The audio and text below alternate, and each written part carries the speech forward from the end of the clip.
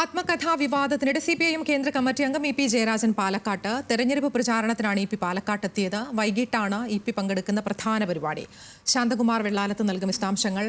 ശാന്തകുമാർ, എന്തൊക്കെയാണ് പാലക്കാട്ടെ ഇ പിയുടെ പരിപാടികൾ, പ്രചാരണ പരിപാടികൾ? ഒപ്പം ഈ ആത്മകഥാ വിവാദവുമായി ബന്ധപ്പെട്ട് എന്തെങ്കിലും പ്രതികരണം ഉണ്ടാകാനുള്ള സാധ്യതയുണ്ടോ?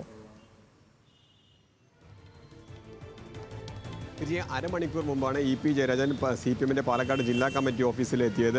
ജില്ലാ കമ്മിറ്റി ഓഫീസിൽ CPM-ന്റെ ജില്ലാ സെക്രട്ടറിയും അതുപോലെ തന്നെ മന്ത്രി MP രാജേഷ് തുടങ്ങിയ നേതാക്കളുമായെല്ലാം അദ്ദേഹം സംസാരിക്കുകയാണ്. 1 മണിക്ക് അദ്ദേഹം മാധ്യമങ്ങളെ കാണുമെന്ന് പറഞ്ഞിട്ടുണ്ട്. കാര്യങ്ങളെല്ലാം വിശദീകരിക്കുമെന്ന് അദ്ദേഹം ഇന്ന് രാവിലെ കണ്ണൂരിൽ നിന്ന് പുറപ്പെടുമ്പോൾ തന്നെ പറഞ്ഞതാണ്. എവിടെയും പ്രതികരിച്ചിരുന്നില്ല. അത് കഴിഞ്ഞ് ഷൊർണൂരിലാണ് വന്ന് ട്രെയിൻ ഇറങ്ങിയത്. അവിടെയും മാധ്യമങ്ങൾ അദ്ദേഹത്തെ സമീപിക്കുകയുണ്ടായി. അവിടെയും അദ്ദേഹം പ്രതികരിക്കാൻ തയ്യാറായില്ല.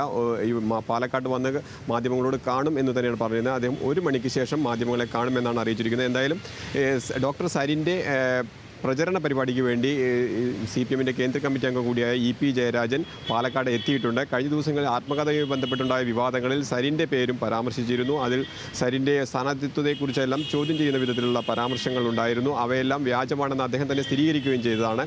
അതിനിടയിലാണ് ഇന്ന് അദ്ദേഹം വളരെ പെട്ടെന്ന് പാലക്കാട്ടെ പ്രചരണത്തിലും എത്തുന്നത്. പാലക്കാട്ടെ പ്രചരണം ഏറെ ശ്രദ്ധേയമാണ്. വൈകുന്നേരം സ്റ്റേഡിയം ബസ് സ്റ്റാൻഡിലാണ് അദ്ദേഹം പൊതുയോഗത്തിൽ പങ്കെടുക്കുന്നത്. ഈ പൊതുയോഗത്തിൽ അദ്ദേഹം ദീർഘനേരം സംസാരിക്കുമെന്ന് തന്നെയാണ് നേതാക്കളും പറയുന്നത്.